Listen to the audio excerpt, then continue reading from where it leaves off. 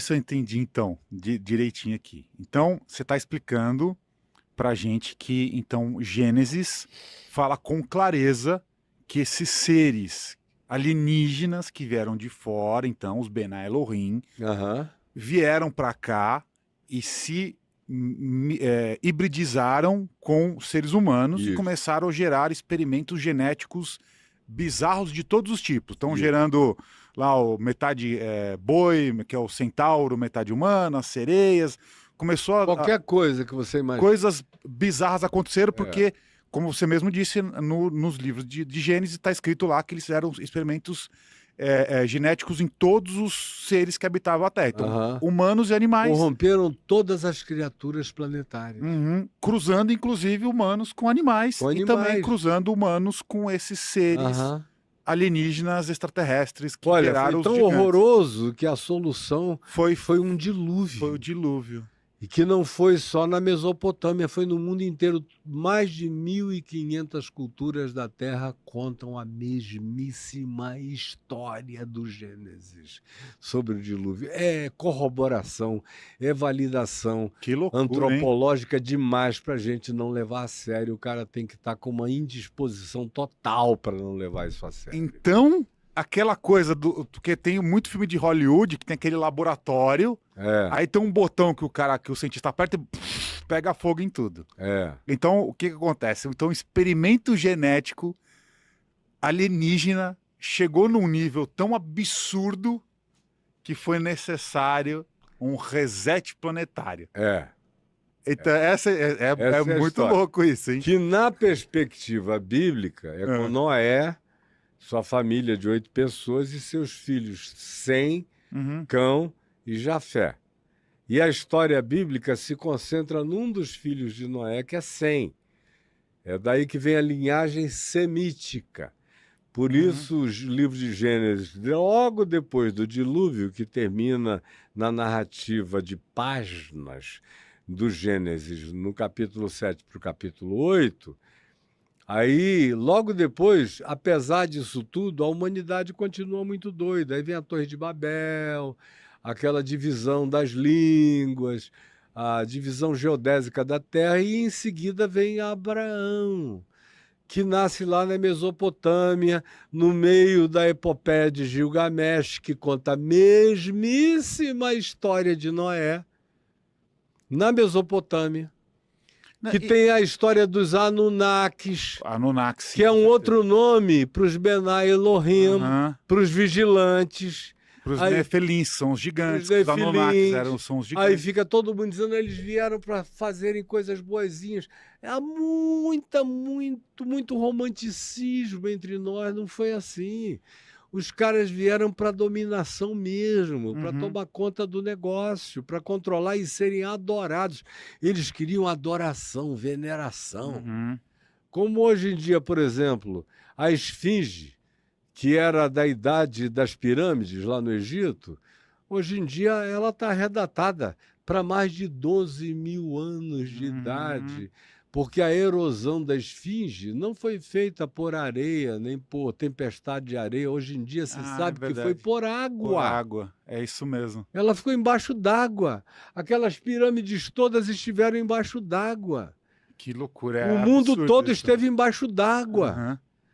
Foi uma coisa extraordinariamente poderosa.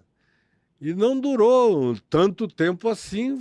As águas foram minguando, os aquíferos se abriram. E a Bíblia, na linguagem antiga, diz que as águas debaixo da terra eclodiram, explodiram, e as águas de sobre o firmamento caíram, e todas as águas possíveis planetárias se ajuntaram e elevaram o nível das águas até os mais altos picos dos montes.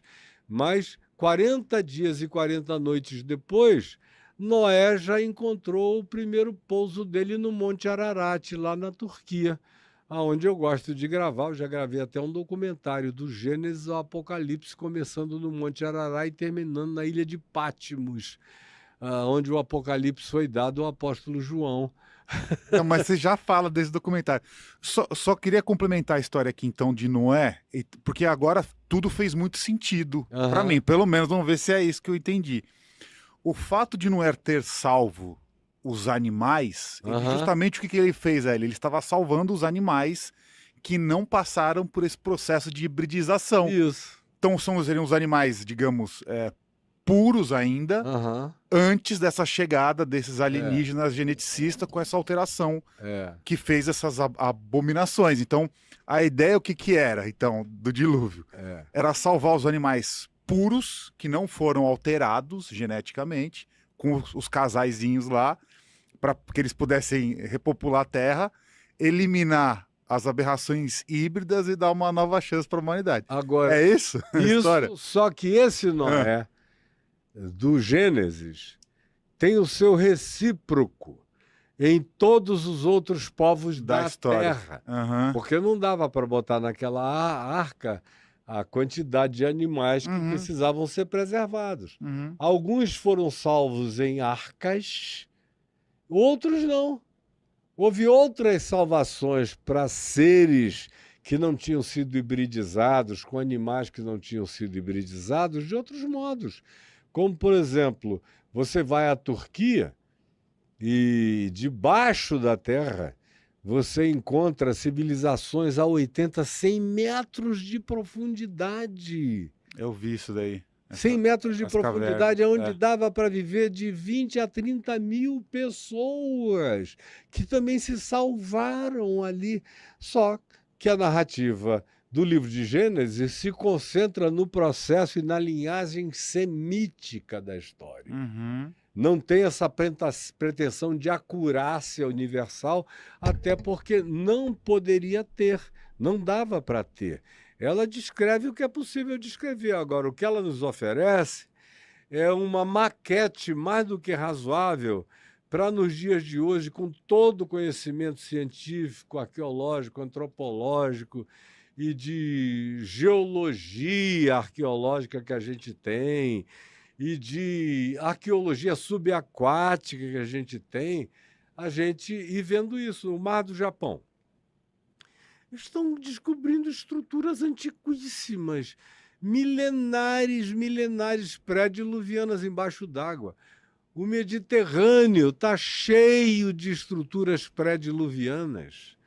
O Atlântico, o Pacífico, o Caribe, na Terra inteira, no Ártico. Infelizmente, por causa do degelo, o degelo é tenebroso para nós como espécie humana, mas do ponto de vista científico, vão começar a aparecer coisas que estão sob camadas e camadas e camadas de gelo no Ártico, tanto quanto aqui no nosso Polo Sul, com 4, 5, 3 quilômetros de camadas de gelo que estão se dissolvendo a cada dia, estão começando a eclodir coisas. E foi Einstein que fez um cálculo há 100 anos atrás, por causa da consciência que ele ganhou, dada por outros cientistas, dos deslocamentos dos elementos da rotatividade da Terra, da pendulação da Terra. Ele calculou que o que hoje a gente chama de Antártica não tinha sido o tempo todo no Polo Sul. Ela tinha sido num lugar semi-tropical. É por isso que eles estão começando a achar samambaias, uma quantidade enorme de coisas à medida em que o degelo acontece. Eles estão começando a achar, porque houve uma civilização enorme no que hoje a gente chama, que ficou nos últimos milênios, como a nossa Antártica aqui no sul planetário. Mas o que tem e o tempo de duração desse mundo antigo, que é assim que os apóstolos de Jesus chamam, os apóstolos de Jesus diz, pois no dilúvio foi sepultado o mundo antigo. Isso é repetido muitas vezes. Esse mundo antigo teve uma duração de tempo muito mais longa do que a gente teve de tempo mensurável de história contada desde que a gente mensura essa história nos nossos textos para cá.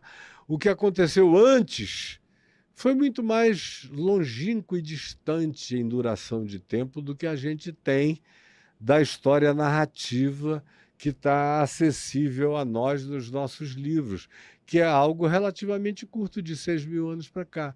Aí, quando eu vejo um arqueólogo que quer trabalhar com categoria só de 6.000 anos para cá, eu dou gargalhada. Eu digo, não é possível, cara. Desiste de ser arqueólogo. Se você não levar a arqueologia inteira a sério, você vai estar trabalhando só com a arqueologia da Bíblia. E a arqueologia da Bíblia não tem a pretensão da acurácia, e nem poderia ter, de envolver todos os povos da terra, até porque não dá. Como João, o apóstolo, disse acerca de Jesus. Olha só o que João diz. Se tudo que Jesus fez fosse escrito em livros, nem na terra inteira caberiam os livros que seriam escritos a respeito dele. Imagina o que aconteceu na história humana antes do dilúvio. É algo incomensuravelmente grande e extraordinário. Tem gente que fica com medo. Eu me encho de empolgação.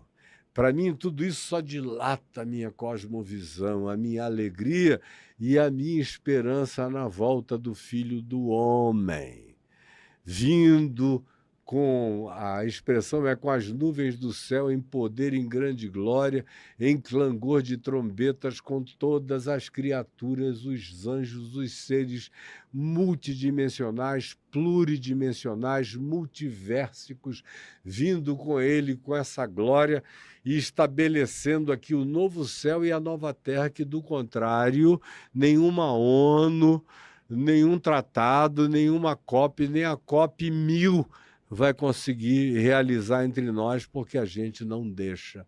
Nós somos uma categoria de entidades profundamente suicidas. A verdade é essa. A gente diz, olha, isso aqui vai te matar, mas o cara diz, é tão gostoso. Eu bebo sim. E tô vivendo. Tem gente que não bebe, tá morrendo. É a humanidade. E a humanidade, infelizmente, funciona assim. Agora,